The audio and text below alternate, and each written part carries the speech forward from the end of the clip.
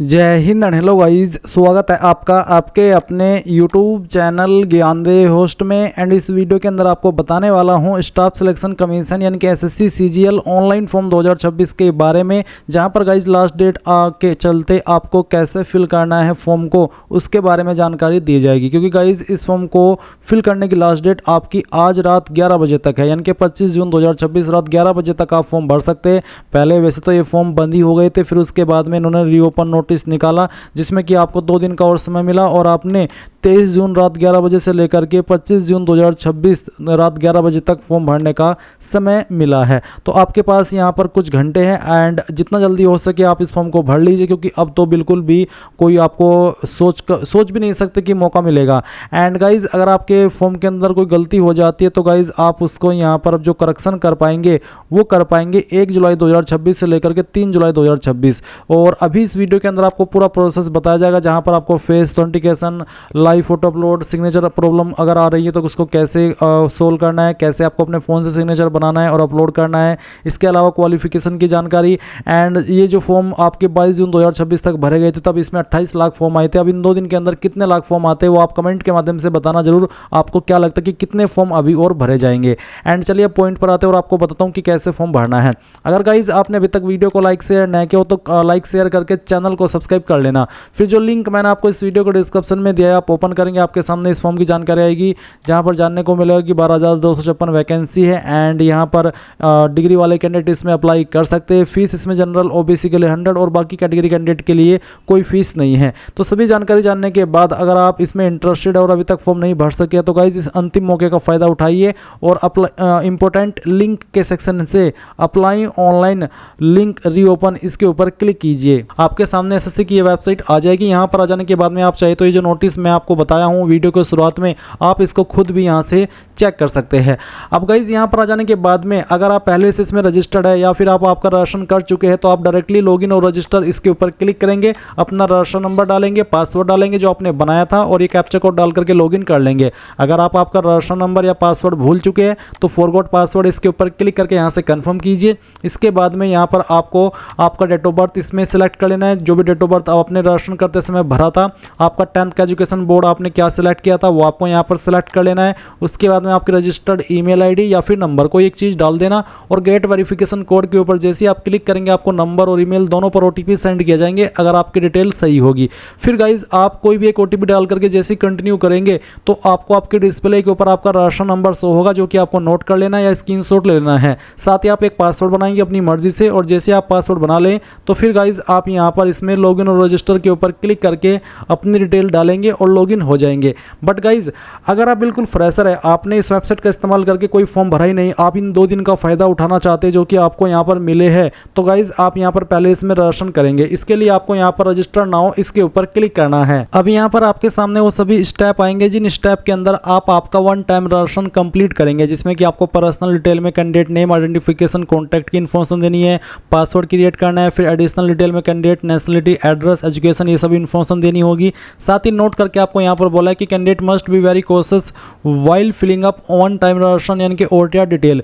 Your candidature may get cancelled in case incorrect और wrong information is furnished, यानी कि ये डिटेल्स भरते हुए आपको बहुत ही सावधानी बरतनी है। अगर आपने जरा भी इसमें गलती कर दी तो आपका फॉर्म या फिर आपका जो कैंडिडेचर है वो रद्द कर दिया जाएगा। तो अब आप यहाँ पर नीचे कंटिन्यू इसके ऊपर क्लिक करेंगे। कंटिन्यू करने के बाद अब आप यहाँ पर देख सकते हैं कि आपके सामने आधार ओटीपी का जो एक सेक्शन है यहाँ पर डाल दिया है। अगर आप पहले से रजिस्टर्ड कैंडिडेट है तो गाइज जब आप लॉगिन करेंगे उस वक्त आपको ये ओटीपी वेरिफिकेशन करना होगा। बट आप तो फ्रेशर है, पहली बार इस वेबसाइट का इस्तेमाल करके फॉर्म भर रही है, तो इसलिए आपको ये चीज़ अब पहले ही करनी है जो कि 2 जून से स्टार्ट हो रही है। तो यहाँ पर पूछेगी कि आपके पास आधार कार्ड है, अगर है तो आप यस करके अपना आधार नंबर डालेंगे, उस नंबर को दोबारा डाल करके वेरीफाई करेंगे, यहाँ पर टिक करेंगे। अगर आपको जो इन्फॉर्मेशन यहाँ पर इंग्लिश के अंदर ये पैराग्राफ दिया गया है इसको हिंदी के अंदर पढ़ना है या फिर सुनना है तो आप स्विच टू हिंदी के ऊपर क्लिक करके इस ऑडियो वाले निशान के ऊपर क्लिक करके इसको सुन भी सकते हैं। एंड उसके बाद गाइज आपको सेंड ओटीपी के ऊपर क्लिक करना है। अगर गाइज आपके पास आधार नहीं है तो आप यहाँ पर इस पहले वाले ऑप्शन में नो करके इनमें से कोई एक आईडी दे सकते हैं। जैसे कि आप यहाँ पर देख सकते हैं Aadhaar card, voter ID card, PAN card, driving licence, government ID card, तो इनमें से कोई भी एक आईडी आप दे दीजिएगा। फिर जैसे कि यहाँ पर please upload date of birth proof, जिसमें कि आप birth certificate, school leaving certificate of date of birth, इनमें से आपको एक सर्टिफिकेट देना होगा डीओबी प्रूफ के लिए। फिर एड्रेस प्रूफ के लिए आप इनमें से कोई एक आईडी दे सकते हैं। उसके बाद आप यहाँ पर आपका फोटो अपलोड करेंगे। उसके बाद आप देखेंगे अपलोड जेंडर प्रूफ, आपको जेंडर प्रूफ भी देना होगा जिसमें कि आप Aadhaar card, voter ID card, birth certificate, school leaving certificate, इनमें से कोई भी एक चीज़ दे सकते हैं। तो ये सभी चीज़ें आपको देनी होगी अगर आप आधार के अलावा किसी और अन्य आईडी का इस्तेमाल करके इसमें रजिस्टर हो रहे हैं। पर अगर आपके पास आधार है तो सिंपली इसमें यस करके अपना आधार नंबर डाल करके दोबारा डाल करके यहाँ पर टिक करके सेंड ओटीपी के ऊपर क्लिक कीजिएगा। इसके बाद जो ओटीपी आपके नंबर के ऊपर गया है वो नंबर जो कि आपने आधार के साथ में लिंक करके रखा है वो आप यहाँ पर डालिएगा और वेरीफाई ओटीपी इसके ऊपर क्लिक कीजिएगा। जैसे आप इसके ऊपर क्लिक करेंगे तो देखेंगे सक्सेस यानी कि ओटीपी वेरिफिकेशन हो चुका है। अब आपको यहाँ पर जो आपका नाम है वो 10th के सर्टिफिकेट के अकॉर्डिंग भरना है। पूरा नाम आप यहाँ पर डाल दीजिएगा। इस नाम को दोबारा डाल करके आपको वेरीफाई कर देना है। फिर आपसे पूछे 3 पॉइंट में कि क्या आपने कभी आपका नाम बदला है, अगर हाँ तो यस, नहीं तो आप नो करेंगे। फिर आपका जेंडर सेलेक्ट कर लेंगे, उसको दोबारा सेलेक्ट करके वेरीफाई करेंगे। एंड देन जो आपकी डेट ऑफ बर्थ है ये आपको यहाँ पर एंटर करनी है। डेट ऑफ बर्थ भी आपके 10th के सर्टिफिकेट के अकॉर्डिंग होनी चाहिए। इसके बाद में गाइज आप यहाँ पर वेरीफाइड डेट ऑफ बर्थ में दोबारा से अपनी डेट ऑफ बर्थ सेलेक्ट करेंगे और उसको वेरीफाई कर देंगे। फिर आपका जो फादर नेम है वो भी आपको डालना है 10th के सर्टिफिकेट के अकॉर्डिंग ही और उसको दोबारा डाल करके वेरीफाई करना है। फिर आप मदर नेम डालेंगे 10th के सर्टिफिकेट के अकॉर्डिंग और दोबारा डाल करके वेरीफाई कर दीजिएगा। 8 पॉइंट है matriculation 10th class education board, आपने आपकी 10वीं किस बोर्ड से की है। यहाँ पर आपको काफी सारे बोर्ड देखने को मिल रहे हैं, तो इनमें से जो भी आपका बोर्ड है वही बोर्ड आपको यहाँ पर सिलेक्ट कर लेना है। ये बोर्ड सिलेक्ट करने के बाद में आप यहाँ पर देखेंगे 9 पॉइंट रोल नंबर का, तो जो आपका रोल नंबर है वो भी आपको 10th के सर्टिफिकेट के अकॉर्डिंग यहाँ पर भरना है। और आपको बोला कि if roll code is given in your matriculation certificate then enter roll code, यानी कि अगर आपके 10वीं के सर्टिफिकेट के ऊपर रोल कोड है तो आप यहाँ पर रोल कोड भी दे सकते हैं। तो बेसिकली अगर रोल नंबर है तो रोल नंबर डाल दीजिए, रोल कोड है तो रोल कोड डाल दीजिएगा और उसको दोबारा डाल करके वेरीफाई कीजिएगा। फिर आता है ईयर ऑफ पासिंग, किस साल के अंदर आपने आपकी 10वीं पास कर ली थी वो साल आप यहाँ पर सिलेक्ट कर लेंगे, उसको दोबारा सिलेक्ट करके आपको यहाँ पर वेरीफाई कर देना है। 11 पॉइंट है highest level of education qualification, वो आपकी क्वालिफिकेशन जो कि आपने कंप्लीट की हो। अगर आप अभी कोई क्वालिफिकेशन कर रहे हैं जैसे कि डिप्लोमा, ग्रेजुएशन, तो आप उसको सिलेक्ट ना करिएगा, आप वही क्वालिफिकेशन सिलेक्ट करिएगा जो कि आपकी कंप्लीटेड है। उसके बाद आप देखेंगे कैंडिडेट्स मोबाइल नंबर, आप आपका मोबाइल नंबर डालिए जो कि आप रजिस्टर करना चाहते हैं। और फिर जैसे कि मैं यहाँ पर आपको नंबर डाल करके दिखाता हूँ, तो चलिए हम यहाँ पर एक नंबर एंटर कर देते हैं। तो आप यहाँ पर जैसे ही नंबर डालेंगे आपको सेंड ओटीपी का ऑप्शन देखने को मिलेगा, आप इसके ऊपर क्लिक कीजिएगा और उसके बाद में गाइज आपके नंबर के ऊपर ओटीपी जाएगा, वो ओटीपी आप यहाँ पर डाल दीजिएगा। फिर आप आपकी ईमेल आईडी डालेंगे और जैसे ही आप ईमेल आईडी फिल करेंगे तो सेंड ओटीपी का ऑप्शन मिलेगा, आप जैसे उसके ऊपर क्लिक करेंगे तो आपकी ईमेल के ऊपर भी ओटीपी चला जाएगा। फिर आप वो ओटीपी भी यहाँ पर डाल देंगे।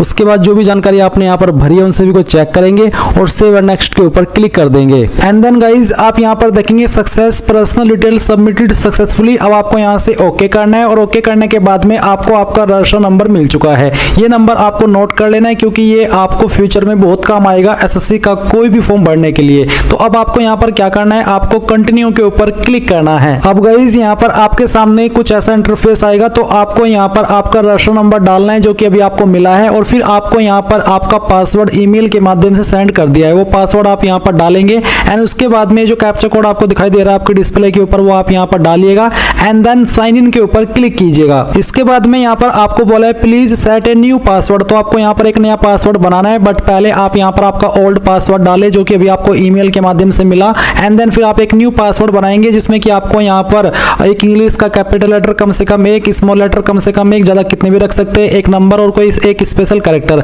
एग्जाम्पल मैं आपको यहाँ पर देकर के दिखाता हूँ, आप देख लीजिए। कुछ इस तरह का पासवर्ड आप बना लीजिएगा जिसमें कि इंग्लिश का कैपिटल लेटर भी है, स्मॉल लेटर भी है, स्पेशल कैरेक्टर भी है और डिजिट भी है। तो ये पासवर्ड बनाने के बाद में आप उसको दोबारा यहाँ पर डाल करके वेरीफाई कर दीजिए। फिर आपको यहाँ पर एक सिक्योरिटी क्वेश्चन सेलेक्ट कर लेना है एंड उसका आंसर आपको आपकी मर्जी के अकॉर्डिंग यहाँ पर दे देना है और फिर सेकंड सिक्योरिटी क्वेश्चन आपको सेलेक्ट करना है और फिर उसका जो आंसर है वो भी आपको यहाँ पर डाल देना है। एंड उसके बाद गाइज आप सेव एंड नेक्स्ट के ऊपर क्लिक करेंगे। अब आप यहाँ पर देख सकते हैं आपका पासवर्ड सक्सेसफुली क्रिएट हो चुका है। अब आप यहाँ से ओके कीजिए और ओके करने के बाद में आपको यहाँ पर आपके रजिस्टर नंबर एंड जो आपने पासवर्ड बनाया है उसका इस्तेमाल करके कैप्चा कोड डालना है और लॉगिन के ऊपर क्लिक करना है। इसके बाद आप यहाँ पर देखेंगे एडिशनल डिटेल, तो आपको यहाँ पर पहले आपकी कैटेगरी सेलेक्ट करनी है, SC ST OBC या फिर जनरल, तो जो भी है वो आप यहाँ पर सेलेक्ट कर लीजिए। फिर आपकी कैटेगरी दोबारा सेलेक्ट करके वेरीफाई कर लें एंड देन देन आप यहाँ पर नेशनलिटी के अंदर सिटीजन ऑफ इंडिया सेलेक्ट कर लेंगे। विजिबल आइडेंटिफिकेशन मार्क्स, आपकी बॉडी के ऊपर वो निशान जिससे आपकी बॉडी की पहचान होती है, तो उस मार्क के बारे में आप यहाँ पर लिख देंगे। अगर नहीं है कोई मार्क तो आप नो मार्क लिख दीजिएगा। अगर आप विकलांग है तो आप इस वाले 5 पॉइंट में यस करेंगे, नहीं तो आपको नो करना है। फिर 6 पॉइंट में आपका जो परमानेंट एड्रेस है वो आपको यहाँ पर इस बॉक्स में लिखना है, और जो आपकी स्टेट है वो यहाँ से सेलेक्ट कर लेनी है, फिर डिस्ट्रिक्ट सेलेक्ट कर लेनी है, और उसके बाद में जो आपका पिन कोड है वो भी आपको यहाँ पर डाल देना है। एंड देन अगर आपका प्रेजेंट और परमानेंट एड्रेस एक है, अलग अलग नहीं है, तो आप यहाँ पर यस कर देंगे, और इसके बाद में आपको सेव एंड नेक्स्ट के ऊपर क्लिक करना है। अब ये जानकारी भी आपकी सेव हो जाएगी। अब आपको यहाँ पर ओके करना है, और ओके करने के बाद में आपके सामने डिक्लेरेशन है तो आप यहाँ पर टिक कीजिए, और इसके बाद में अगर आपने जो भी जानकारी भरी उनको चेक करना चाहते हैं तो आप यहाँ पर प्रीव्यू OTR इसके ऊपर क्लिक करके सभी जानकारी को चेक कर लें, और जब आपको लगे कि सभी जानकारी सही है तो वो भी आप यहाँ से डिक्लेयर के ऊपर क्लिक करके इस OTR को सबमिट कर देंगे। नहीं तो आप यहाँ से प्रिंट लेना चाहे तो आप वो भी ले सकते हैं। एंड देन फिर आप डिक्लेयर के ऊपर क्लिक कर दीजिए। इसके ऊपर क्लिक करने के बाद देखेंगे डिक्लेरेशन सबमिटेड सक्सेसफुली। अब आप यहाँ से ओके कर दीजिए। अब गाइज यहाँ पर आप जैसे ही अपना OTR कर लेंगे, अपना राशन कर लेंगे, तो आपके सामने यहाँ पर इस तरह का इंटरफेस आ जाएगा। मैं आपको बता दूं, अगर आप पहले से रजिस्टर्ड है और आपने यहाँ पर लॉगिन किया और आपके सामने ये वाला इंटरफेस आया, और गाइज आपको अपनी पुरानी इन्फॉर्मेशन में से कोई इन्फॉर्मेशन एडिट करनी है, वो गलत हो गई थी, तो आप उसको कैसे करेंगे वो भी आप यहाँ पर जान लीजिए। आपको यहीं पर एडिट राशन डिटेल्स का एक सेक्शन देखने को मिल रहा है, आप यहाँ पर इसके ऊपर क्लिक करना, और इसके ऊपर क्लिक करने के बाद इस तरह का इंटरफेस आएगा।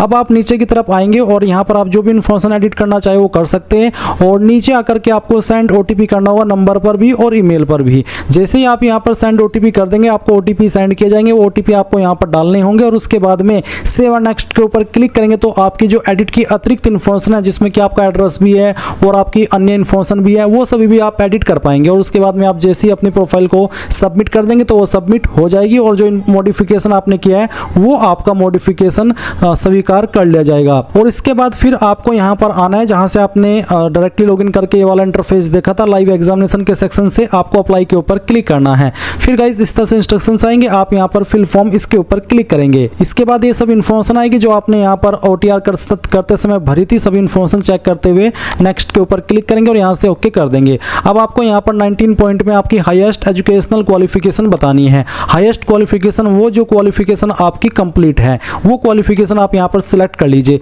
फिर 20 पॉइंट है details of qualifying educational qualification. Qualifying educational qualification वो होती है जिससे कि आप इस पोस्ट पर अप्लाई करने के लिए एलिजिबल होते हैं, और हाईएस्ट क्वालिफिकेशन आपकी ग्रेजुएशन, पोस्ट ग्रेजुएशन या PhD वो कुछ भी हो सकती है। तो 20 पॉइंट में आपको वो क्वालिफिकेशन बतानी है जिससे कि आप अप्लाई करने के लिए एलिजिबल हो रहे हैं। तो इसमें अप्लाई करने के लिए एलिजिबल होते हैं ग्रेजुएशन से, तो मैं यहाँ पर ग्रेजुएशन सेलेक्ट कर लेता हूँ। फिर 20.1 है आपका एजुकेशनल क्वालिफिकेशन स्टेटस। अब जो आपने ये क्वालिफिकेशन सेलेक्ट की है ग्रेजुएशन, ये आपकी पास है या फिर अभी आप कर रहे हैं। अगर आप अपियरिंग है तो आप यहाँ पर 2026 ईयर सेलेक्ट करेंगे, और अगर आप पास हैं तो आप पास सेलेक्ट कर लेंगे। इसके बाद आप यहाँ पर पासिंग ईयर जो भी आपका है वो सेलेक्ट कर लीजिएगा। फिर 20.3 में आपको आपकी स्टेट बतानी है कि कौन सी स्टेट से आपने इस क्वालिफिकेशन को किया है। उसके बाद में 20.4 में आपको बताना कि आपने कौन सी यूनिवर्सिटी, कौन सी इंस्टीट्यूट से आपकी इस क्वालिफिकेशन को किया है। अगर वो यहाँ पर इसमें लिस्ट में नहीं है तो आप अदर का ऑप्शन सेलेक्ट कर लीजिएगा। फिर 20.5 में आपको फाइनल ईयर का रोल नंबर डाल देना है, और जो अपियरिंग है उनके सामने में भी ये वाला ऑप्शन ना आए। और आपको ये भी कहा है कि 20.6 में कि percentage candidate who do not have their percentage mentioned on their marksheet due to कोविड-19 और any other reason for the year 2020 and 2021 can enter NA। यानी कि जिन्होंने कोविड-19 के दौरान अपनी क्वालिफिकेशन की है और उनकी परसेंटेज नहीं है तो उनको यहाँ पर 20.6 इस वाले ऑप्शन में NA लिखना होगा। बट अगर आपके पास आपकी परसेंटेज है तो आप यहाँ पर डाल दीजिए। एंड अगर आपके नंबर CGPA के अंदर है तो आप 20.6 खाली छोड़ देंगे और 20.7 भरेंगे, और अगर आपके परसेंटेज में ही है तो फिर आपको यहाँ पर 20.6 भरना है, और 20.7 ऑटोमेटिकली डीएक्टिवेट हो जाएगा। अब आप यहाँ पर नीचे की तरफ सेव और नेक्स्ट के ऊपर क्लिक करके यहाँ से ओके कर देंगे। इसके बाद एडिशनल इन्फॉर्मेशन फर्स्ट में पूछा कि क्या आप एक्स सर्विसमैन है आर्म फोर्स के, अगर है तो आपको यहाँ पर यस करना है, और नहीं तो आप यहाँ पर नो कर देंगे। उसके बाद क्या आपको आयु सीमा के अंदर छूट चाहिए। अगर आप SC ST OBC है, जिनको SC ST को तो 5 साल और OBC को 3 साल एज के अंदर छूट मिलती है, और आप ओवर एज हो चुके हैं तो आप यहाँ पर यस करके बता सकते हैं कि मुझे किस कैटेगरी के तहत छूट चाहिए। अगर आप ओवर एज नहीं हुए हैं, भले ही आप SC ST OBC क्यों ना हो, तो आप यहाँ पर नो कर दीजिएगा। फिर 23 पॉइंट है, ये बेसिकली कहा कि क्या आपकी जो पर्सनल इन्फॉर्मेशन है क्या वो आप SSC को देना चाहते ताकि आपको फ्यूचर में जो अपडेट देते रहे किसी भी माध्यम मैसेज, चाहे ईमेल, चाहे मैसेज, अगर हाँ तो यस, चाहिए आप नो करें, चाहे यस करें, इस वाले ऑप्शन पर आपके फॉर्म के ऊपर कोई नेगेटिव प्रभाव नहीं पड़ेगा। इसके बाद आप सेव और नेक्स्ट के ऊपर क्लिक करेंगे और यहाँ से ओके कर देंगे। इसके बाद है एडिशनल इन्फॉर्मेशन 2। तो इसमें पहले आपको एग्जाम सेंटर की प्रेफरेंस देनी है 24 पॉइंट में, जहां पर आपको बताना है कि आप पहली चॉइस किस सिटी को देना चाहते हैं। जिसको भी देना चाहते हैं आपकी चॉइस के अकॉर्डिंग वो आप यहां पर सिलेक्ट कर लीजिएगा। इसके बाद में गाइज आप यहां पर देखेंगे आपका सेकंड सिटी, तो सेकंड सिटी आपको देना है अपनी चॉइस के अकॉर्डिंग, फिर थर्ड सिटी भी आपको दे देना है। 25 पॉइंट है कि आप किस मीडियम में अपना एग्जाम देना चाहते हैं, कंप्यूटर बेस्ड वाला। अगर हाँ इन हिंदी तो पहला, नहीं तो आप दूसरा। जो भी आपको लैंग्वेज के विकल्प देखने को मिलेंगे उसमें से आपको आपकी चॉइस के अकॉर्डिंग सेलेक्ट कर लेना है। फिर इसको दोबारा सेलेक्ट करके आपको यहां पर वेरीफाई करना है। 26.1 है कि are you a person with benchmark disability 40% और मोर, यानी कि क्या आप वो कैंडिडेट है जो कि विकलांग है और उनकी विकलांगता 40% या उससे ज्यादा है। अगर आपके सामने ऑप्शन एक्टिव है तो आप इसका आंसर यस नो में कर देंगे। 26.3 जो कि सभी के लिए एक्टिव होगा, ये बेसिकली एक आप पूछा कि क्या आपको फिजिकल लिमिटेशन है लिखने में और आप खुद से एग्जाम नहीं लिख सकते, आपको उसके लिए स्क्राइब चाहिए। अगर हाँ तो आप यहाँ पर यस करेंगे, नहीं तो आपको नो कर देना है। फिर यहाँ पर 27.1 है कि are you also applying for the post of junior statistical officer, यानी कि जो जूनियर स्टैटिस्टिकल ऑफिसर की पोस्ट है, क्या आप उस पर भी अप्लाई कर रहे हैं। अगर हाँ तो आप इसमें यस करेंगे। अब ये जो जूनियर स्टैटिस्टिकल ऑफिसर की पोस्ट है, इस पर अप्लाई करने के लिए वैसे तो जो बाकी पोस्ट है उन पर तो एनी स्ट्रीम से अगर आपने ग्रेजुएशन की है अप्लाई कर सकते हैं, बट इस पोस्ट पर अप्लाई करने के लिए स्पेशल एलिजिबिलिटी आपके पास क्वालिफिकेशन की होनी चाहिए। तो अगर आपके पास वो है और आप इस पर भी अप्लाई करना चाहते तो आप यस कर दीजिएगा। फिर पूछा है आपसे 27.2 में कि जो उस पर अप्लाई करने के लिए एजुकेशनल क्वालिफिकेशन चाहिए, क्या वो आपके पास है, तो आपको इसमें भी यस करना होगा, तभी आप एलिजिबल होंगे। इसी प्रकार से क्या आपको स्टैटिस्टिकल इन्वेस्टिगेटर ग्रेड 2 पर भी अप्लाई करना है, अगर हाँ तो आप यस कर दीजिए, नहीं तो आप नो करेंगे। गाइज फिर से बता दूं, इन पर अप्लाई करने के लिए 2 पोस्ट पर अलग से स्पेशल क्वालिफिकेशन चाहिए। तो अगर उससे जुड़ी हुई आपकी क्वालिफिकेशन है तो ही यस करना, नहीं है तो आप नो कर देना, कोई इस वाली बात नहीं है। इसके अलावा भी बहुत सारी पोस्ट है जिन पर एनी ग्रेजुएट डिग्री वाले कैंडिडेट अप्लाई कर सकते हैं। इसके बाद 29.1 है कि name of language studied at passed at matriculation level, यानी कि जो मैट्रिकुलेशन लेवल है उस पर आपने कौन कौन सी लैंग्वेज को पढ़ा है। तो मैं यहाँ पर हिंदी और इंग्लिश सेलेक्ट कर लेता हूँ क्योंकि मैंने इन 2 लैंग्वेज को 10वीं में पढ़ा है। उसके बाद में मीडियम ऑफ मैट्रिकुलेशन एग्जामिनेशन, जो आपका 10वीं का मीडियम था वो हिंदी था, इंग्लिश था, क्या था, वो आपको सेलेक्ट कर लेना है। उसके बाद 30.1 है कि क्या आप जो आपकी असिस्टेंट ऑडिट ऑफिसर की पोस्ट है सेंट्रल कार्डर की, इस पर भी अप्लाई करना चाहते हैं। अगर हाँ तो यस, और फिर आपको बताना कि हाँ मेरे पास इससे जुड़ी हुई क्वालिफिकेशन भी है। फिर इसी प्रकार से अगली में पूछा कि क्या आप असिस्टेंट ऑडिट ऑफिसर पर भी अप्लाई करना चाहते हैं जो स्टेट कार्डर की है। अगर हाँ तो यस, और क्या आपके पास फिर उससे जुड़ी हुई क्वालिफिकेशन है तो आप यहाँ पर यस कर देंगे। फिर अगली पोस्ट है कि क्या आप असिस्टेंट अकाउंट्स ऑफिसर स्टेट कार्डर की पोस्ट पर भी अप्लाई करना चाहते हैं और फिर क्या आपके पास उससे जुड़ी हुई क्वालिफिकेशन भी है, तो आप यहाँ पर इस तरह से यस नो कर देना। फिर से कह रहा हूँ कि आपको एक बार नोटिफिकेशन चेक करके देख लेना कि उस पोस्ट पर जो अप्लाई करने के लिए क्वालिफिकेशन चाहिए वो आपके पास है भी या नहीं तो फिर आप कहेंगे कि सर आप तो गलत बता रहे हो, आपने ये बता दिया, आपने वो बता दिया। इसलिए मैं कह रहा हूं कि खुद से भी एक बार नोटिफिकेशन देख लेना है, उसमें आपको अच्छे से बताया है। मैं चलिए एक बार दिखाई देता हूं आपको। आप यहां पर देख पा रहे हैं इसमें आपको काफी सारी पोस्ट देखने को मिल रही है। कुछ पोस्ट पर आप देख सकते हैं बैचलर डिग्री एनी स्ट्रीम, इसका मतलब हो जाता है कि किसी भी डिसिप्लिन में, किसी भी स्ट्रीम में अगर आपने ग्रेजुएशन किया तो आप इन पर अप्लाई कर सकते हैं। फिर यहाँ पर कुछ पोस्ट आपको देखने को मिल रही है जैसे कि जूनियर स्टैटिस्टिकल ऑफिसर, तो इस पर अप्लाई करने के लिए आपसे एक स्पेशल एलिजिबिलिटी मांगी है। तो इसी प्रकार से जो पोस्ट यहाँ पर आपने देखी इन पर भी एक स्पेशल एलिजिबिलिटी मांगी है, तो आपको उनको देख करके यहाँ पर यस नो में आंसर करना है। इसके बाद आप सेव नेक्स्ट के ऊपर क्लिक करेंगे और ओके कर देंगे। अब आपके सामने यहाँ पर photo, signature and face authentication का ऑप्शन आएगा, जैसे कि आप यहाँ पर देख सकते हैं। तो आपको जो फेस ऑथेंटिकेशन करना है ये सिर्फ और सिर्फ आपका मोबाइल से होगा, माई एसएससी ऐप का इस्तेमाल करते हुए। तो आपको ये कैसे करना है वो मैं आपको यहाँ पर बताता हूँ। तो गाइज इसके लिए आपको क्या करना होगा, जो लिंक मैंने आपको इस वीडियो को डिस्क्रिप्शन में दिया हुआ है ये आपको ओपन कर लेना है। अगर आपने अभी तक भी नहीं किया तो आप इसको ओपन करेंगे और ओपन करने के बाद आप यहाँ पर एक वीडियो देखेंगे जो कि मैंने mainly face authentication, live photo और सिग्नेचर कैसे बनाना है और कैसे अपलोड करना है उसको लेकर के बनाई हुई है। जब आप इस वीडियो को यहाँ से वॉच करेंगे या फिर यहाँ पर इस लिंक के ऊपर क्लिक करेंगे तो ये यूट्यूब के अंदर ओपन हो जाएगी। और गाइज इस वीडियो के अंदर बहुत ही अच्छे से मैंने बताया है कि आपको कौन सा ऐप इस्तेमाल करना है, जिसमें कि बेसिकली आपको आधार फेस RDB ऐप इंस्टॉल करना होगा। होगा, माई एसएससी ऐप इंस्टॉल करना होगा। उसी के साथ में गाइज आप फिर आप माई एसएससी ऐप पर लॉगिन होंगे, अपनी लॉगिन डिटेल का इस्तेमाल करके माई एप्लीकेशन सेक्शन से जाकर के अपने फॉर्म को कंटिन्यू करेंगे एंड फेस ऑथेंटिकेशन के सेक्शन पर आएंगे और इस तरह से आपका फेस ऑथेंटिकेशन करेंगे। आपकी आईज को जब आप झपकाएंगे तो वो आपका फेस कैप्चर कर ले जाएगा और इस तरह से फेस ऑथेंटिकेशन हो जाएगा। फिर आप इसके बाद में आपका जो लाइव फोटो है वो अपलोड कर लेंगे। आपका सिग्नेचर गाइज आपको कैसे बनाना है, किस ऐप का इस्तेमाल करके बनाना है, कितने साइज के अंदर बनाना है और अगर साइज ज़्यादा हो जाता है तो कम कैसे करना है, कम हो जाता है तो ज़्यादा कैसे करना है, इसके संबंध में अच्छे से इस वीडियो के अंदर आपको बहुत ही जानकारी दी गई है। तो गाइज एक बार इस वीडियो को आप वॉच कर लेना, आपको 100% यहाँ पर आपका जो फोटो सिग्नेचर है वो अपलोड होगा और सभी चीज़ें अच्छे से एक्सप्लेन की गई है। तो जब आपका यहाँ पर फोटो सिग्नेचर हो जाए आप यहाँ पर इसी वाले पोर्टल पर आ जाएंगे जहाँ से आप फॉर्म भर रहे हैं, अगर आप फॉर्म कंप्यूटर से भर रहे हैं। तो गाइज जैसे ही आप यहाँ पर आपका फेस ऑथेंटिकेशन कर लेंगे तो आपको देखने को मिलेगा फेस ऑथेंटिकेशन स्टेटस कंप्लीटेड। साथ ही यहाँ पर आपका जो लाइव फोटो आपने कैप्चर किया है वो आपको देखने को मिल जाएगा और साथ ही आपका जो सिग्नेचर है वो भी इस तरह से आ जाएगा। इसके बाद आप सेव एंड नेक्स्ट के ऊपर क्लिक करेंगे और फिर जो भी जानकारी आपने शुरू से लेकर अभी तक भरी है वो आपके सामने आएगी। सभी जानकारी चेक करते हुए आप यहाँ पर सेव एंड नेक्स्ट के ऊपर क्लिक करेंगे, यहाँ पर टिक करेंगे, ये कैप्चा कोड डालेंगे और सबमिट कर देंगे। जैसे ही आप सबमिट करेंगे तो गाइज अगर आप SC ST है तो आपके सामने कोई पेमेंट का ऑप्शन नहीं आएगा, डायरेक्टली आप अपने फॉर्म का जो फाइनल प्रिंट आउट है वो ले पाएंगे। एंड अगर आप जनरल OBC है तो आपको पहले पेमेंट पर सेंड किया जाएगा, जब आप पेमेंट कर देंगे तो आप अपने फॉर्म का फाइनल प्रिंट आउट ले पाएंगे। तो गाइज इस प्रकार से आप लोग SSC CGL ऑनलाइन फॉर्म 2026 भरेंगे। आई होप ये प्रोसेस आपको पसंद आया होगा। अगर अभी भी कोई सवाल डाउट है तो आप कमेंट के माध्यम से पूछ लेना। Thanks for watching. जय हिंद।